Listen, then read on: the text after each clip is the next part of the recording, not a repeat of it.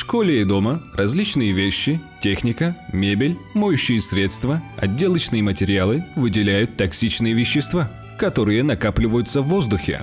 Многие из них, например, формальдегид, бензол, ксилол, трихлорэтилен, аммиак, угнетают деятельность нервной системы, раздражают слизистые, вызывают аллергию, головную боль и другие проблемы со здоровьем. Зеленые растения, в том числе и комнатные, могут защитить воздух от опасных химических веществ, увлажнить воздух и снизить уровень пыли. В такой среде болезнетворные организмы распространяются медленнее, повышается комфорт, воздух становится свежим и ионизированным.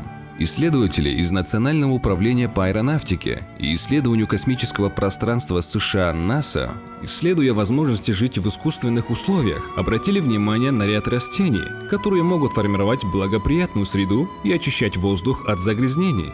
Дома и в школе мы также живем в искусственной среде, и нам будет полезно воспользоваться этими разработками для формирования благоприятного микроклимата вокруг нас. Также к растениям, рекомендуемым НАСА для очистки воздуха, мы добавим те, которые культивируются в Кыргызстане и изучены нашими учеными.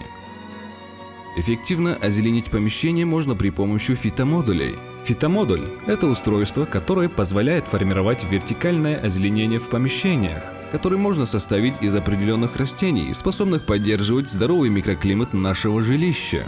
Так, например, лимон эффективно поглощает бензол, а алоэ, каланхоэ, бальзамин и герань могут снизить уровень двух токсинов – формальдегида и ксилола. Комнатный инжир и гранат снижает уровень трихлорэтилена и ксилола в воздухе. Циссус также эффективно поглощает другие токсины – хлорэтилен и формальдегид. Фикусы – хорошие защитники от бензола и ксилола, а ципирус и аспарагус – от ароматических углеводородов – бензол, фенол и другие. Шифлера может обезвреживать сразу 3 вредных химических вещества – формальдегид, трихлорэтилен и бензол.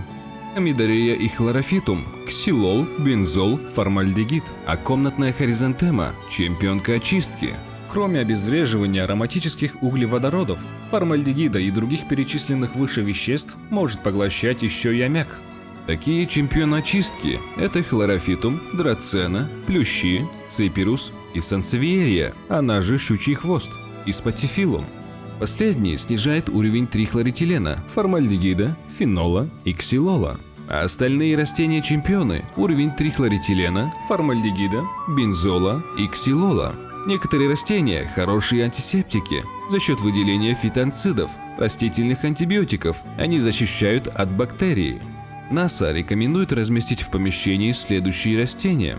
Также для оптимальной очистки воздуха НАСА рекомендует располагать хотя бы одно растение на 10 квадратных метров площади помещения. Правильно подобранные комнатные растения позволяют уменьшить риски изменения климата в школе и дома и могут сделать нашу жизнь безопаснее и приятнее.